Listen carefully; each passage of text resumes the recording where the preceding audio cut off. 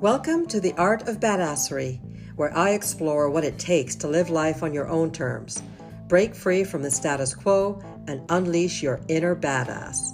Whether you're a rebel at heart or simply seeking inspiration to step outside your comfort zone, this podcast is for you. I'm your host, Mahara Wayman, and each week I dive into the stories, insights, and strategies of those who have mastered the art of badassery and are living life to the fullest. They smile when no one is looking. Before we get started, a quick note from our sponsor, Mindfulness with Mahara.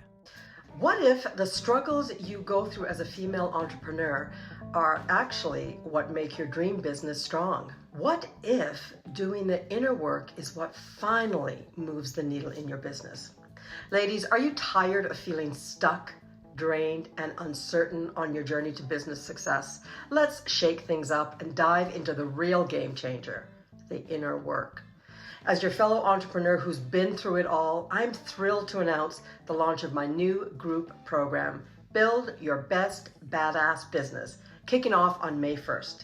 Listen up, this isn't your average group program. We're going all in because I know firsthand that to build a thriving business, you've got to conquer those internal battles first. No more brushing aside the inner work or ignoring that niggle of unease in your belly. You've already put in the grind for your business. Now it's time to prioritize your own growth and empowerment. So join me as we explore the transformative power of clarity, mindfulness, courage, assertiveness, and setting kick-ass goals. Together, we'll shape your journey into the ultimate success story. So, are you ready to unleash your inner badass? DM me to learn more and book your free badass breakthrough session. Let's see if we're fit to work together and if my program is exactly what you've been looking for. I'm Mahara, your badass coach. Today on the Art of Badassery, we have the incredible Billie Aadmi in the studio. Hailing from the vibrant city of Vancouver, British Columbia, Billie's journey has been extraordinary. Starting as a teacher, she transitioned into law enforcement, dedicating nearly 2 decades in serving her community as a cop. However, she's now embarking on a new chapter as a brain trainer, focusing on healing trauma rather than witnessing it firsthand. A single mom and a savvy international real estate investor, Billie's passion for life extends beyond her professional endeavors. She loves salsa dancing and moments with her kids. Did you hear her chuckle? Join me in welcoming this powerhouse of resilience, compassion, and boundless determination known as Billie Badass. Welcome to the show, Billie. Thank you. Thank you for having me. I'm so excited when I saw your podcast. It was like Badassery. I'm like, oh, that's my middle name. So I was like, oh, we need to talk and connect. And so, guys, just so you know, her middle name actually is Badass, and I'm going to invite her to share how she got that name. So before we jump into all the other amazing parts of your life, how did you get that name? Well, being raised in a very traditional East Indian family with 2 brothers, always being told I couldn't do stuff because I was a girl, really ignited that in me because my whole mantra became watch me. And so literally everything that I could do that the boys did, I did. I rode motorcycles, I snowboarded, going into like a male dominated field like of policing where it's a very masculine role, just started happening because it just became part of my identity that anything you tell me I can't do, I'm going to prove to you that I can, and then some. And I did. So how was your family with this? I mean, did your mom ever say to you, hey, I didn't ask for 3 boys. I asked for, I got a girl. You know how many times she said, can you just like be a little bit more girly? It's like, nope, it's not me. I was never really one to want to get dressed up. And I mean, I can get dressed up and put on a dress and do the whole 9 yards if I want to. However, I liked being one of the boys. I liked just being casual and having fun and, not being too worried about what people thought of me or, having to put on this persona of being soft and gentle. And, it's like, I am who I am. This is me, take it or leave it. And if you don't like me, it's okay. I'm not everybody's cup of tea. And that's what being badass is about, is being true to who you are. Right? Absolutely. And it's something that so many of us only figure out later on in life. So I think it's super cool that you had this from growing up. Curious though, Can you think of any times when you were a young woman, for example, when this didn't work for you? Being badass? Yeah. Oh Or yeah, probably why I've been single most of my life. Because men are intimidated by strong women. And as much as there's some that say that they love like that, that masculine qualities, at the end of the day it takes a very, very strong man to be able to hold a strong woman without being emasculated. And I found a lot of that time I found men that weren't able to hold me. There's a fine line between respecting someone without disrespecting them, and so like putting them in their place, because I needed to be put in my place, but without being disrespected. And so it was hard for me. Like, so I think that's where my challenge was really just allowing, to allow my feminine to come out, to be with the man that is so powerful in his masculine without it making me feel like I needed to lose my power in that situation. If that makes any sense. does make sense. Life really is about a balance. And Yeah. what you're talking about is a perfect example of how, we celebrate badassery. My whole podcast is about being badass. My whole business is around that. But there's a flip side to that, where part of being badass is being able to recognize when you need to or could show a different side of yourself. Give yourself permission to lower it or change it up or bring up your feminine side, however you want to phrase it. And that definitely takes a skill, especially if you've had a lifetime of being one way. Yeah. What have you learned about your ability to do that? Yeah, it's been, now transitioning after like literally almost 2 decades of policing and being like, I'm only 5'2". I'm really small. I'm like the smallest officer. And so I had to carry this really big persona, especially when I walked into a room, because you needed to demand that control and that respect of the room when, obviously we're dealing with sometimes dangerous people.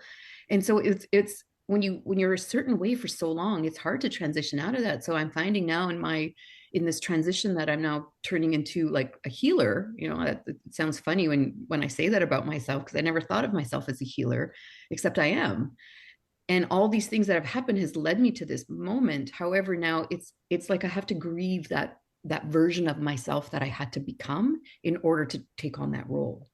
And so now I'm finding myself trying to balance, like not just get rid of the masculine, but balance it so that my feminine can come up and actually still hold that same level of power, and not power in like controlling people, but power in my inner gifts and power in what I have to offer the world at this moment. Really beautiful insight. I think so many of us, and I see it with my clients, we don't want to grieve because it hurts. Yeah. So we run away from it. Mm-hmm. Pretend like it didn't really matter, or that comment didn't really hurt, or that breakup, who gives a shit? That guy was a loser anyway. What it was, these things. But truly, I believe now with all of the work that I'm doing that, man, there's power in grieving. There is power in recognizing that it's okay to let go. Or even the flip side, recognizing that it was totally okay to be a certain way. And if now that manner, that behavior doesn't serve you anymore, like being fully in your masculine, it's okay to change. It's okay to say, up until now, that's what I needed. And it makes perfect sense going into the police work that you would need. But I want to go back a little bit. What the hell made you want to be a cop? Honest to God. Yeah, that's awesome. I'll totally share. I mean, I've done so many things. I'll share that. But before I go there, I just wanted to touch on what you just said was, how you guys, who Brene Brown is. She says there's actual huge courage and vulnerability, right? And we feel that when we're vulnerable, we're weak, and we're not. And for us to now, when whatever role we were in, we had to become a certain version of ourselves. And a lot of the time we put up armor to protect ourselves. And, going through childhood trauma, like we've all had our share of trauma, everybody does. We put on this certain armor and, the gear, like as a police officer, we put on our vest, we put on our duty belt, we put on all these weapons that we might need when we're going to battle. Right. And then when we're done, now we're done, we have to take time to take all that off. And that's where that grieving goes, where I don't have to be that strong version of myself anymore to protect myself, because it's not called for. I don't need an armored vest anymore in what I'm doing. This role doesn't call for that anymore. And I have to allow myself to shed that identity of myself And it is like I have to mourn who that was because it's not going to be who I am. I've been so used to saying, oh, but what do you do? I'm a cop. Now when people ask me what I do, I'm like, I do so many things, but I basically just help you get out of your own way. That's just what I tell people now because there's so many things that I do with what I want to share with you here. And now I'm just like, I'm a brain trainer. I used to be a personal trainer as well. So that's how I coined that term from, is that I'm kind of a personal trainer for your brain now. I help you build new muscles and all that, but you got to go to the gym and actually, build it. Otherwise it's not going to grow. So what got me into policing was, like you said, I originally went to school to be a teacher and I love teaching. It's in my blood, it's in my DNA. And I think I used to teach police courses, and now I'm actually training what I do now. So I actually designate people in the modality. So I'm still teaching. So teaching has always been a part of me. And I just realized it wasn't in the school system. And I didn't want to go to high school because remember, I'm only 5'2". All the kids would be taller than me. Nobody would listen to me. And ultimately, I think back, like, as much as I was intrigued when I saw police officers, and I felt like, like I've learned about what my archetypes are, and one of them is rescuer and avenger. So it made sense that I went into that because I always wanted to serve and help and kind of take care of justice. I felt like I was treated really unfairly growing up, right? Being a woman and not being able to do things because I was a girl. So I was like, well, what can I do that, I can give back? And literally policing is the ultimate job of service, right? We literally put our lives on the line every day to go serve our community. And I think that just was part of me ultimately forever, was I always wanted to serve and protect. And I mean, to serve and protect, that's the whole line of policing, right? So it just made sense that I went there. When you went into the force, what was the biggest thing that made you go, or did anything make you go, oh my, what have I done? Or were you in it? Like, I think that's a great question. I think the biggest thing for me was, here I go again, having to prove myself.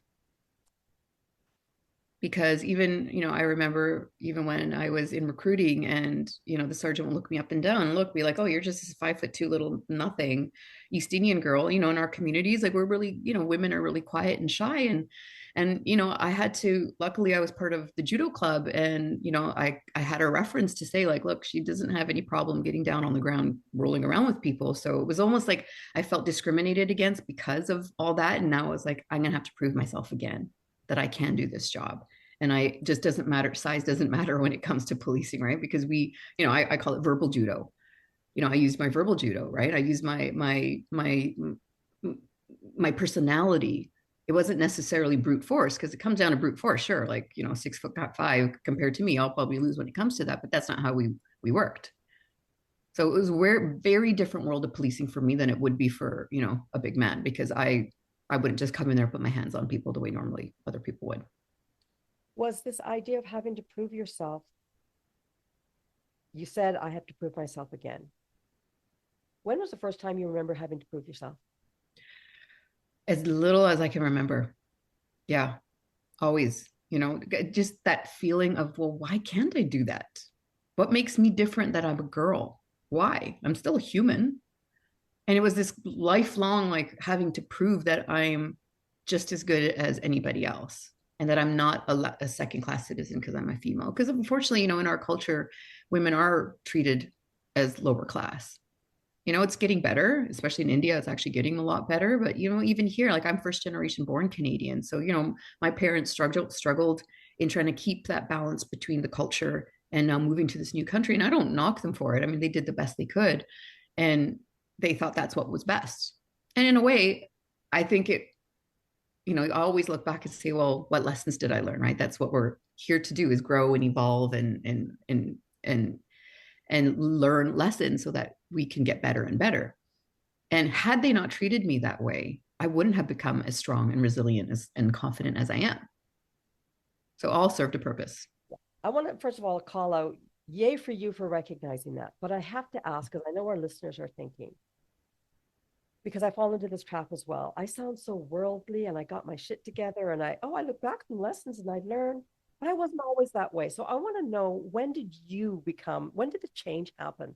Because I can't imagine, I'm just guessing that you weren't always so evolved and No. Okay, so talk to me about when. Yeah. in case you're not watching the video, she's laughing. But talk to me about when you began to see that growth in you. You know, I have been through quite a transformation this past year. The work that I do now, I just started it last May, and we call them breakthroughs. And, during the pandemic, I know that the pandemic was hard on a lot of people, majority of people, right? It was like something that we all experienced at the exact same time, which I thought was pretty profound. Personally, I went through my separation, and through that whole separation, I had to leave my entire family over it. And it was probably one of the darkest times of my life. And the pandemic allowed for me to just pause and reevaluate and regroup and really figure out, okay, what do I need to do here? And part of the things I needed to do was remove myself from that environment, because it wasn't an environment that I could heal in. So I had to remove myself, and it was hard. I'm telling you, like, it was one of the hardest decisions I've ever made, because it was all by myself. I still was taking care of my kids were toddlers at the time. They were 2 and 3. So, having 2 toddlers to take care of and still keep your shit together as a mom, and still going through like such a dark time. And I know that everything happens for a reason, and everything leads you to something. And during that time, a friend of mine reached out to me about this business opportunity. I was like, are you crazy? I don't want to be starting a business. I'm just trying to keep my head afloat. And, there was a moment right before that I literally was on the proverbial rock bottom on the bathroom floor, and I couldn't scream because my kids were in the other room. And I was just like, what am I going to do? What am I going to do? And I literally turned around and looked up, and there was this feeling of surrender. Like, I just surrendered to the universe and said, what do you want me to do? I tried, I did all these things. I've done what I feel like I could do in this lifetime. What do I do now? And that's when things started happening. And this woman reached out, and everything that led to this moment, that I met a hypnotherapist at a networking event, and I was doing some health coaching at the time. And I was like, hey, can you come and do some mindset stuff? Like, people's mindsets all messed up. Like, they think they're going to get skinny in 2 weeks. I don't know what's wrong with them. And so she came and did some mindset stuff with it. And she gave me a session, and I couldn't believe how deep she went. And I was like, what did you do? Like, what happened? She's like, oh, I tapped into your unconscious mind. And I was like, I'm sorry, what did you do? And it just led me down this rabbit hole. And I just got so fascinated from it. And, one thing led to another. I met my mentor out in Ontario, and literally from May until last December, I went from practitioner to master practitioner to trainer, all in that time. And I can't believe how things have shifted for me since then. We talk about when life is flowing, that's when you're tapped into the universe, because that's where all the resources and all the possibilities lie. And it's literally when we can open that portal through our unconscious mind, the 90% of our brain, that can actually go up and talk to the universe and say, okay, Billie's ready. She's ready to receive her gifts. She's ready to receive her power. She's ready to stand in her power and hold up the light for others now, because she got through what we call the hero's journey, from getting from victim island over to solution city. And it was hard work, and there was dark times, and there was times where I was like, I don't know if I can do this. And I kept listening to that tiny little voice, which now I know is my higher self. I didn't know what it was. Like, I laugh with people. I'm like, if you had told me a year ago that I'd be teaching people about their unconscious mind and higher self, I'd be like, I'm sorry, what? I arrest bad guys for a living. Higher self, what? And it just shows you that when you are meant to do something, if you listen to the voices, that's your intuition, that's your higher self, it will lead you to where you're meant to be. So this is what I tell my clients. If you're unhappy in your situation, whatever it is, whether it's your relationship, whether it's your career, whether it's your body, whatever it is, if you're not happy, it's because you're not meant to be there. Because when you're meant to be where you're meant to be, and you're literally standing in your power and using those gifts that everybody's given, that's when life starts flowing for you. And that's really when things shifted for me. Okay, guys, I know you're nodding along with me. Super badass. Because first of all, it takes courage. It takes courage to surrender. Oh, huge. It takes huge courage to put down the gloves and go, I can't fight anymore, because obviously what I'm doing isn't working, and I'm done. And thank you for sharing that story of being on the bathroom floor and not able to scream. Yeah. I think there's many listeners that can relate to that feeling of absolute and utter emptiness, like just, Yeah. but it does take courage to, from that place, go, okay, now what? And I Mm-hmm. think, I've talked to a lot of people, and I feel the same way, that surrendering, whether you surrender to God, Jesus, Allah, it doesn't matter, to yourself, to your parent, what does it, but just the word and the act of surrendering opens you up to a whole new level of existence, I think. Yeah. And it sounds like you think the same way. So I want to commend you for that. Total Thank you. mastery. I'm blown away that all of this has happened in such a short period of time. Mm-hmm. I've been working on my personal journey for over 25 years, right? I started reading books and stuff 25 years, more, 25, 40. Jesus, how old am I? So what? Almost 40 years ago, my dad introduced me to transcendental meditation. And I do that too. Yeah. I well, just learned that last year. he was the first, and he showed, but so I've been doing this a long time. So I really commend you that you've come so far in such a short period of time. Oh, don't get me wrong. I've been on this path for a long time, Oh, okay. except nothing shifted for me the way this did, because now that I know what I know, because everything happens at an unconscious level. If we try to do changes at a conscious level, that's called willpower. And that's why it never lasts.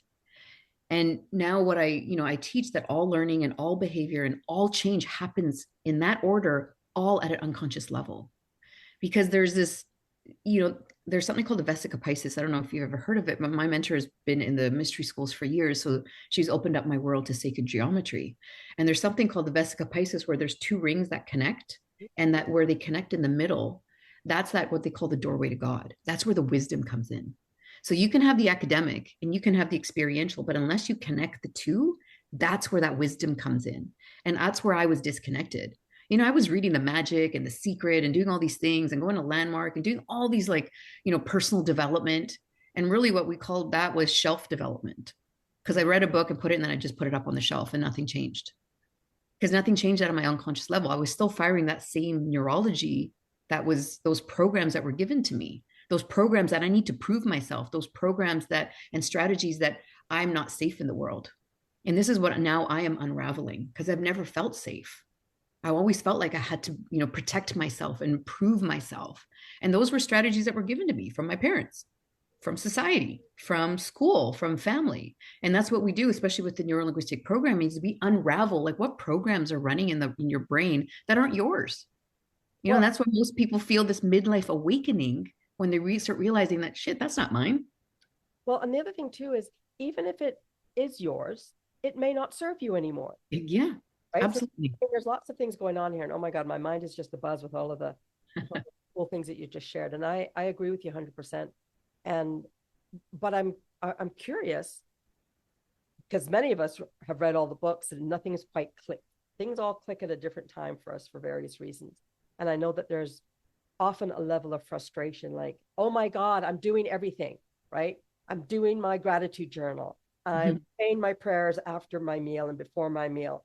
And I'm blessing the bill that comes. And as per Louise Hay, I'm saying, oh, how wonderful that they assume I can pay this bill. I'm doing it. Myself, I'm miserable. Yeah. Excuse me. What do you think was it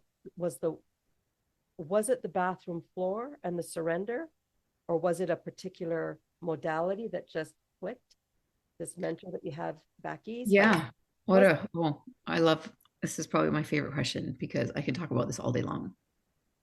The biggest shift that happened for me was learning how to tap into your unconscious mind, because that's the 90% of your brain. And, I knew about this intuition and this higher self. And, what I teach now is that, your conscious mind and your unconscious mind are connected. And then your unconscious mind and your higher self are connected. The higher self doesn't talk to your conscious mind. The only way to access it is through your unconscious. And that's when you can open up that portal. And, I kind of, the way I explain, people are always big on manifestation, like, oh, I'm going to manifest this. I'm going to put it out to the universe, and this is what I want, and the universe is going to provide. And this is how I explain where people go wrong. So you think of the little, the angel and the devil on your shoulder, right? The angel is like, yeah, we're going to go do this, and we're going to be great, and we're going to do all these great things, and blah, blah, blah. And then the little devil's like, you sure? Are you smart enough? Are you good enough? Are you actually, people are going to listen to you? Those are those self-limiting beliefs that a lot of us carry that unfortunately are out of our awareness sometimes because those are so deep-seated. That we call that the root cause. And they're usually, people come like, I have this problem, I have that problem, I have this problem. And they're usually connected to some core issues. Like, oh, if I was just more confident, or if I could just speak up more, then I wouldn't have this problem. Well, all those are connected to one root cause. And they're usually one of four or a combination. And it's either unworthy, unlovable, powerless, or not good enough. So what we do with the modality called timeline therapy is we get to the root cause of those and we release it. Because something happened in our childhood that made that self-limiting belief be created. And then it got bigger and bigger and bigger as we grew older. And then it just became a part of who we were. And it's like that neural pathway is like a superhighway, it just automatically goes. We don't even think about it. So when we can unravel those and allow the unconscious mind to just upload, well, what lessons did you need to learn in that situation?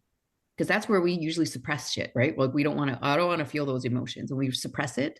And then we stop the lessons to be learned. So timeline therapy, we go back to the original root cause of the top 7 negative emotions, which are fear, anger, shame, hurt, guilt, rage, and sadness. And we go back to the root cause and we release it without, and this is the key here, without going into the actual traumatic event. So we don't even talk about it. Because see, the unconscious mind already knows what happened. We don't go back and talk about it because we don't want to rebuild that neurology because it already knows. Why would we want to fire that again? So once we upload the lessons, it gets released, and then we release those top 2 to 3 limiting decisions. Because see, what happens is when people are saying like, I want to do this, I want to do that, what we teach is that your conscious mind is your goal setter, and your unconscious mind is the goal getter. So if I'm consciously saying, I want to make X amount of dollars by the end of the year, I want to lose 20 pounds by this time, I want to be in a loving relationship, blah, blah, blah, blah, blah, whatever your goal is, you're basically instructing your unconscious mind to go get it. That's why we're always talk in the positive. I am, I want. You never want to talk about what you don't want, right? Because think of your unconscious mind like a 2-year-old. It needs very specific instructions. Go do this. This is what I want. Go get it. So then your unconscious mind says, cool, okay, Billie wants a loving relationship. She wants 6 foot tall, this, that, blah, blah, blah. She wants all these things. Okay, cool. And then it almost puts an order in to your higher self. Okay, so Billie wants da, da, da, da, da, da, da. Can you bring it in? Because everything's there, right? Everything that we want is there. And then all of a sudden it says, wait, stop, hang on. I'm just picking up something else. Oh, wait a minute. She thinks that all men are assholes. Oh, wait a minute. She thinks all guys are not, like, they're all douchebags. Wait, hang on. Don't send him yet. Don't send him yet. She's not ready for him yet.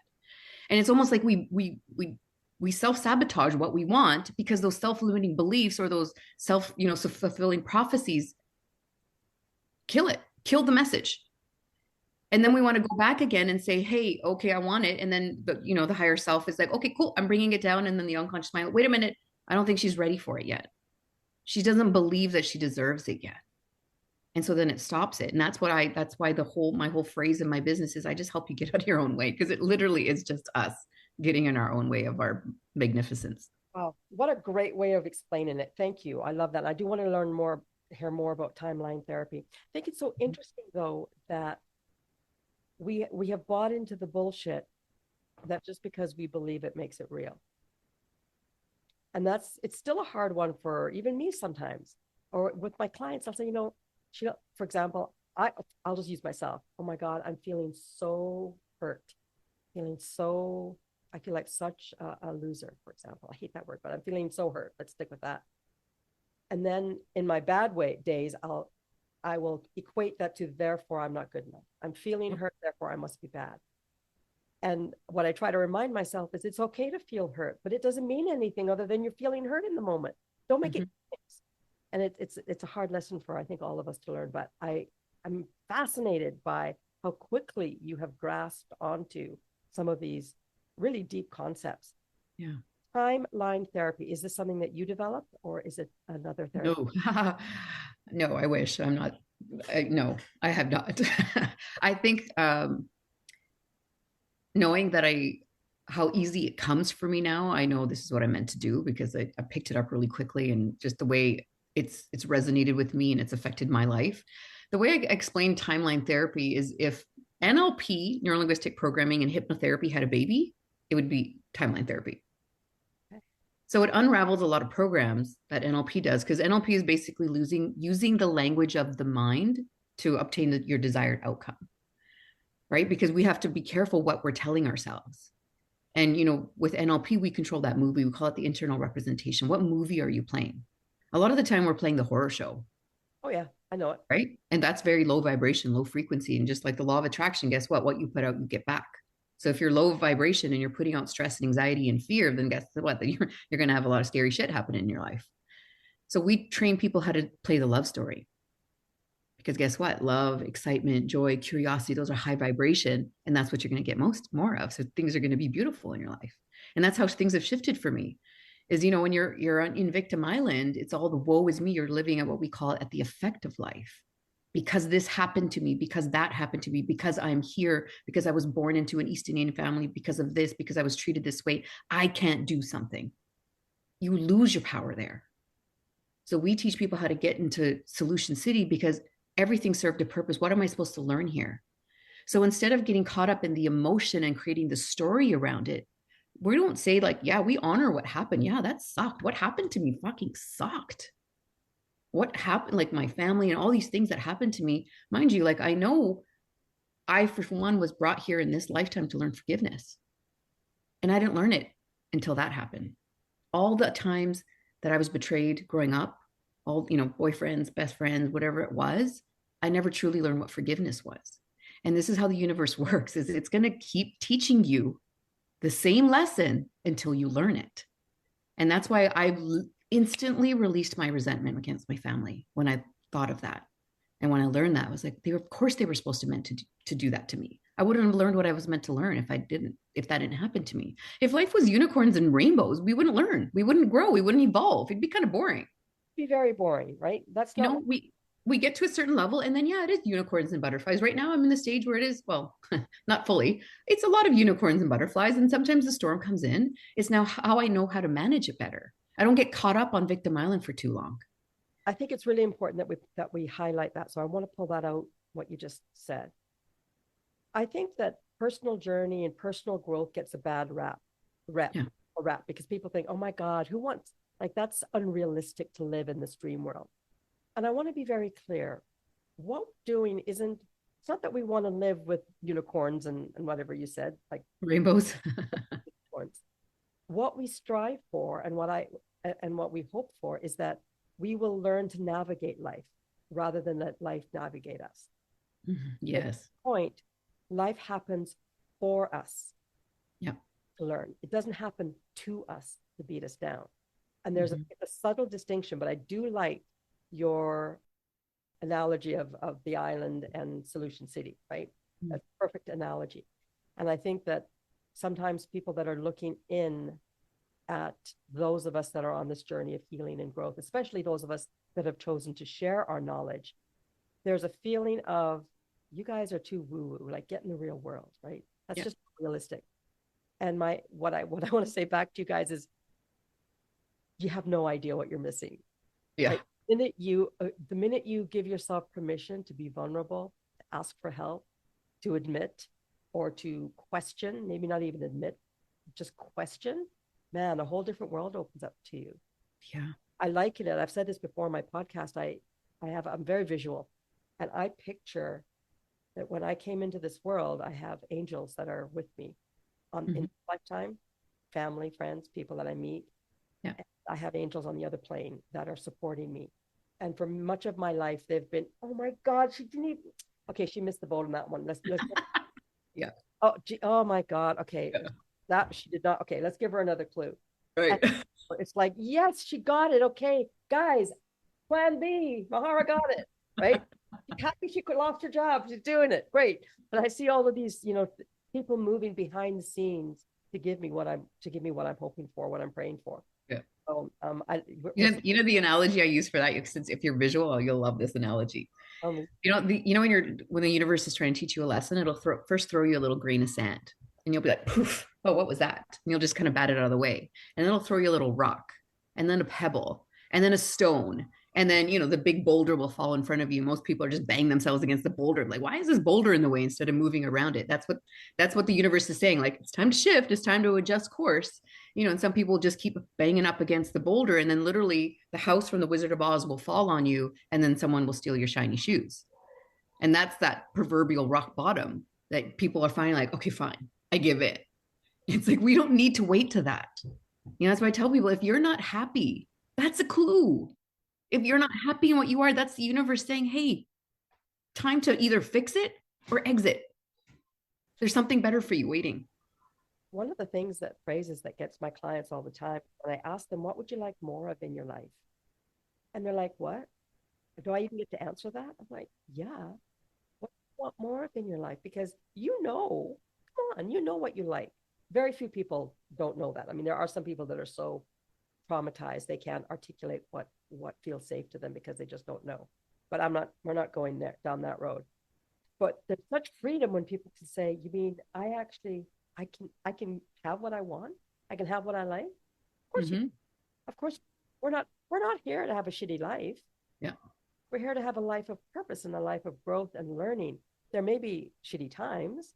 We grow from them, then it was a worthwhile time. Yep. The really shitty thing is when you don't learn the lesson and you just keep repeating. You just keep doing the same, having to prove myself that you're worth it, right? I mean, can you imagine if you hadn't learned that lesson, you'd still be proving, you'd still have that feeling of, I got to prove myself. Yeah.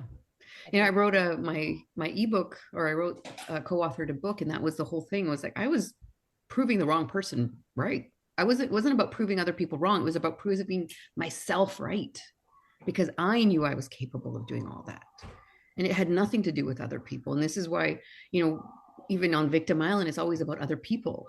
And that disempowers you when you do it from a place from yourself. That's where the power lies. And that's when you learn to stand in your actual power too. And then your inner gifts start being downloaded. People are like, I didn't even know I knew how to do this. Like, again, if you had told me a year ago that I'd be teaching you, timeline therapy and designating people as hypnotherapists, I would have laughed in your face. I'm like, what do you want me to teach you how to cluck like a chicken and bark like a dog? What? That's what my idea of hypnotherapy was. I had no idea how deep you could go into the unconscious and how much it could shift your life for you and release just this nonsense we carry with us unnecessarily. Like it's one of the things that we teach is that life is all this fear and, people that sit in that stress and anxiety, that's all imaginary, right? It's all hallucination. So why not imagine something beautiful? Curiosity and excitement are two of the best states you can be in. So when things are not going your way, instead of saying, well, shit, like I'm scared. That whole saying, I can't remember who said it, but it was like, well, if I jump, what if I fall? Well, oh my darling, but what if you fly? And that's where that was shifted for me, because it's like it's all imaginary anyways.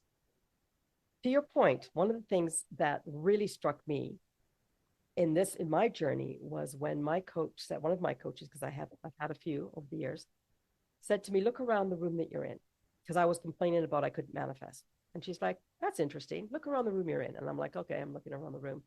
And she said, like it or not, you've manifested the life that you have. And if you can manifest that, then why can't you manifest that or that? And that really was a game changer for me. And it was so interesting because only like a week later, I found something that I had been looking for on the internet for years. And it was really simple. I was looking for an antique plate that went with a set of plates, china, that my mom had given me. And they're very hard to find. And the one time I found them, it was going to cost like a couple £100 one plate. And I'm like, no way, not happening. When I had that lesson fairly recently with my coach about that I can manifest, I have manifested everything. I thought about the plate again. And less than a week later, I got a notification that somebody was selling it for $25 US. Oh. Like, oh my God, the plate. I've wanted that plate for years. Now I have it. So anyway, I digress. Yeah. Oh, well, I mean, Dr. Joe Dispenza, that he explains it so clearly, how your thoughts literally turn into your reality. And 100%. that's why it's so important to control our thoughts. Because again, are you playing the horror show? Well, guess what? You're going to get a horror show in your life. Or are you playing the love story? Everything starts with a thought. And when I first learned this, and people, you can use the word manifestation, it's co-creating. You have co-created every single thing that has happened in your life, the good, the bad, and the ugly. And then when I first heard it, I got mad. I'm like, well, why would I co-create that? That was shitty. Why would I want that to happen? And it's because I was meant to learn something. Oh, That's why. such juicy stuff. Okay, talk to us about what it is, how people can work with you. What type of work? What is timeline therapy? Is it a group? Is it online? Is it in person? Yeah, so we use 4 specific modalities in a very specific order. So, as I mentioned, neurolinguistic programming, timeline therapy, hypnotherapy, and all based in an NLP coaching cup. Okay. So, we do it in a very specific order. What we call them breakthroughs. Like, as I said, you're breaking through to this next level of your being, and it's constant. It's like a spiral. You go up, up, up, up. You get to the next level. Now you're going to break through, and you go up, up, up, up. Same thing. It's only 10 to 12 hours. It's not a lot of time. And that's, we guarantee our results in writing also because we are building new neurology. We're dealing with behavior. So we work with specific evidence procedures of our clients. I do lots of workshops. I do a workshop called Designing Your Destiny. That is it's a 2-day online. Actually, the next one's in person here in Vancouver, Richmond, June 15 and 16. And it's a really good introduction on how the NLP communication model works, how our unconscious mind, that whole thing I was explaining to you about how they're all connected, how we get tapped into it. We talk about sacred geometry. My mentor, Dr. Kim, created the program, and I bought the license for it because it was so profound. She's been in the mystery schools for 30 years. So she brings in the ancient wisdoms together with the neuroscience. So it's all science-based. In 8 days, you can get NLP practitioner, timeline therapy practitioner, hypnotherapist, as well as NLP coach. And we're part of the American boards. So these are board designated certifications. That's the 8-day practitioner program. And then we do lots of workshops and we do one-on-one coaching. I personally love teaching it because my mantra is, I don't want to give you a fish so you eat for a day. I want to teach you how to fish so you can eat for life. And I mean, my 7-year-old knows how to manage her state because I've taught her NLP techniques. As a parent, even just learning these skills as a parent, I talk to them at night. I do hypnotherapy with them at night and they love it. They eat it up. They're like, can mommy talk to the magic part of your mind? And they're like, yes.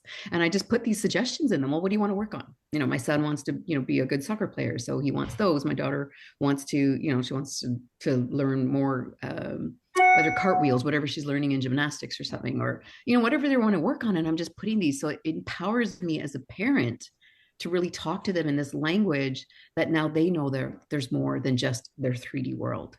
Because up until 7 years old, it's all unconscious. They don't have that analytical brain, that what we call that critical faculty that comes and closes closes the level between the conscious and the unconscious. It's all unconscious for them. So they love it. They just eat it up. So even as a parent in relationships, whether it's business, learning how to communicate and really build that rapport with people, because, ever since, now we're on Zoom, like technology has created such a transactional world that we live in now. And when you can actually build rapport and learn how to communicate people and actually talk to them on using their representational systems, using their languaging, it builds rapport with their unconscious mind. And that's what we do is we get your conscious and your unconscious mind in rapport with each other. So they're playing for the same team. Remember the devil and the angel? Get them playing for the same team, not against each other. Oh my goodness. So all of this people can find out. Guys, I'm going to put all of her information in the show notes. So if you're interested in learning more about Billie Badass and what she does with timeline therapy and how she can support you and or teach you, please check out the show notes and make sure that you reach out to her because holy moly, this girl is a powerhouse. Billie, I've loved connecting with you. I love your story. I think we're very aligned. And the world is a better place for having you in it. So thank you for all that you're doing. Thank you so much. Sometimes people just need that little glimmer of hope that there is a way out. And that's what we do is we say that, we can hold the light up. You have to come forward, right? The people have to do the work to come forward. We don't do anything to people, right? There's this myth that, oh, you're going to hypnotize me. No, I'm actually not going to do anything to you. If you can follow instructions, yes, you will go into trance. I'm not going to do anything to you. And it's the same thing as coaches and conscious leaders, and we call them light workers. being part of Team Light is just holding up that light for people and saying there is a way out of it. I've been there. I've been in Victim Island. I can give you the route to get to Solution City. Trust me, it's way more fun over here. Way better restaurants, amusement parks. It's a lot more fun. Billie, it's been an absolute pleasure. Thank you so much. And thanks everyone for joining us again on an episode of The Art of Badassery. My name is Mahara, and I will see you next week. Take care.